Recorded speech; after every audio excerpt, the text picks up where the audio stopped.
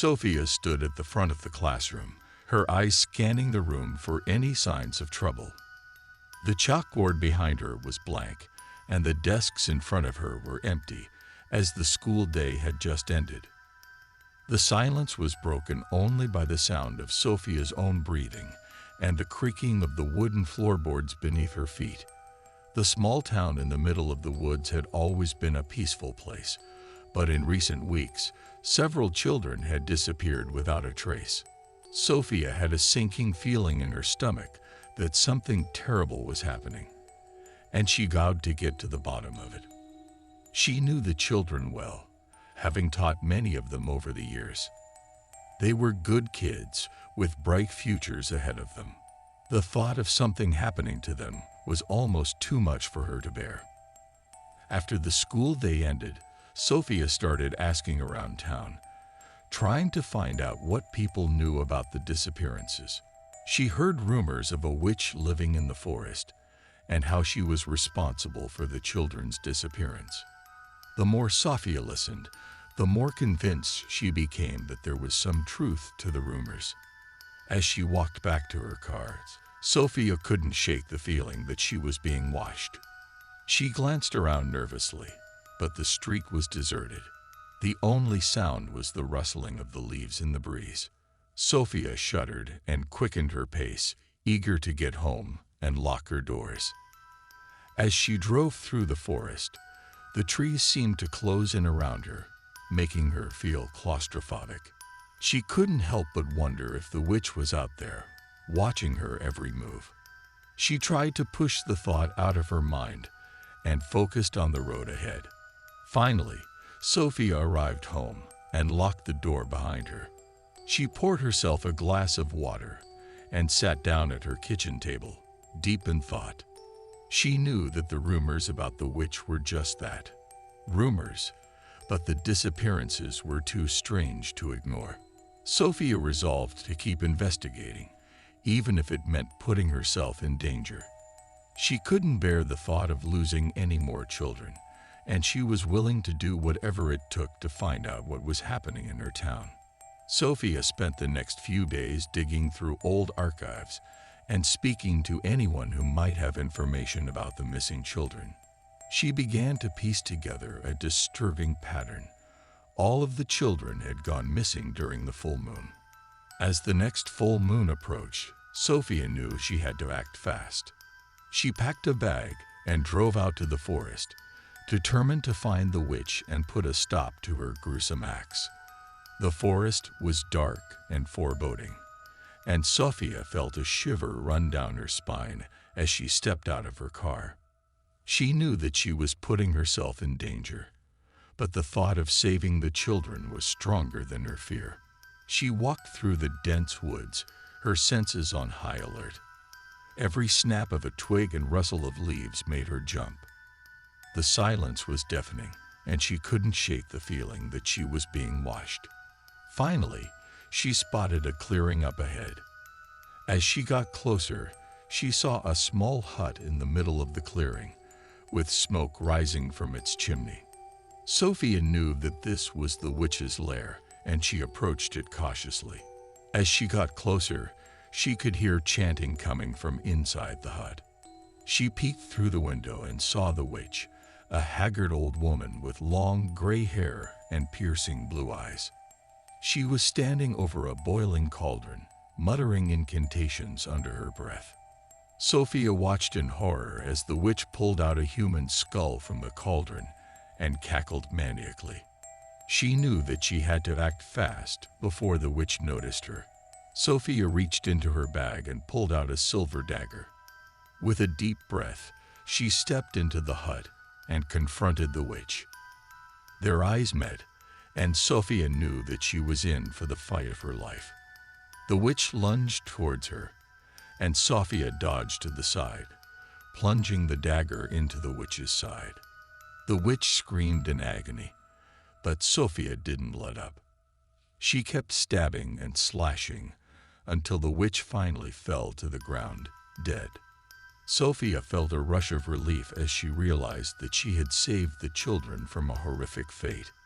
She collapsed onto the floor, panting and sweating, the silver dagger still clutched tightly in her hand. The sun was just beginning to rise, and Sophia knew that she had to get back to town and let everyone know that the witch was finally gone. Sophia stumbled out of the witch's hut, dazed and disoriented. She made her way back through the forest, her mind racing with the events of the past few hours. As she emerged from the trees, she saw a group of people gathered outside the police station. Word had already spread about the witch's demise, and Sophia was hailed as a hero. The parents of the missing children hugged her and thanked her profusely, tears streaming down their faces. Sophia felt a sense of pride and accomplishment that she had never felt before. As the day wore on, the townspeople threw a party in Sophia's honor. She was showered with gifts and accolades, and everyone wanted to shake her hand and congratulate her on a job well done. But even as she smiled and posed for pictures, Sophia couldn't shake the feeling that something was off. It wasn't until late that night, when she was driving home alone, that she realized what was bothering her. The full moon was still high in the sky, and she suddenly remembered that the witch had mentioned something about a curse. Sophia felt a chill run down her spine as she realized that the witch's curse might not be broken after all. She arrived at her house and rushed inside, locking the door behind her. As she sat in the darkness, she tried to calm herself down, but her mind was racing with the possibilities of what might happen now that the witch was dead. She knew that she couldn't let her guard down, even for a moment. Sophia spent the rest of the night researching curses and protective spells, trying to find any way to keep herself safe. She was determined to make sure that the witch's curse wouldn't come back to haunt her or the town. But as the night wore on, and the full moon reached its peak, Sophia heard a sound outside her window that made her blood run cold. Sophia's heart raced as she heard the sound outside her window grow louder. She tried to calm herself down, telling herself that it was just her imagination, but the fear was too great. She slowly approached the window and cautiously peered outside. At first, she didn't see anything. The night was dark, and the moon had disappeared behind a cloud. But as she continued to watch, Sophia saw a figure moving in the shadows. It was too dark to make out any details, but she could tell that it was getting closer.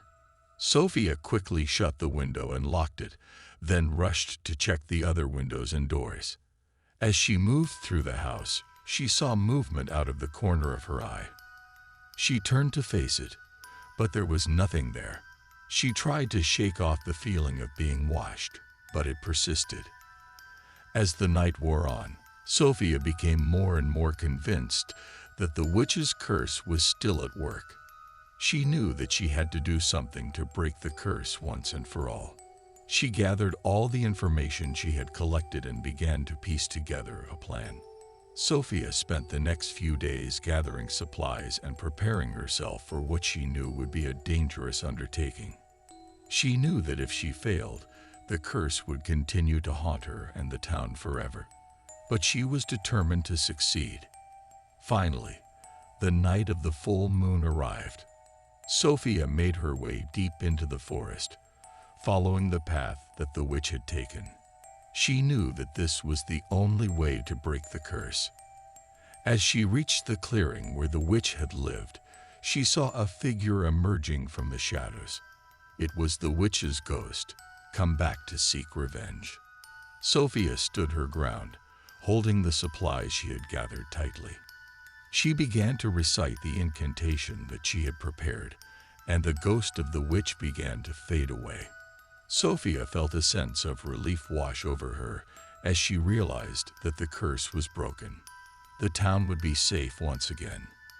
As the morning sun rose, Sophia made her way back to town. She knew that the nightmare was finally over, and that she had saved the lives of many children.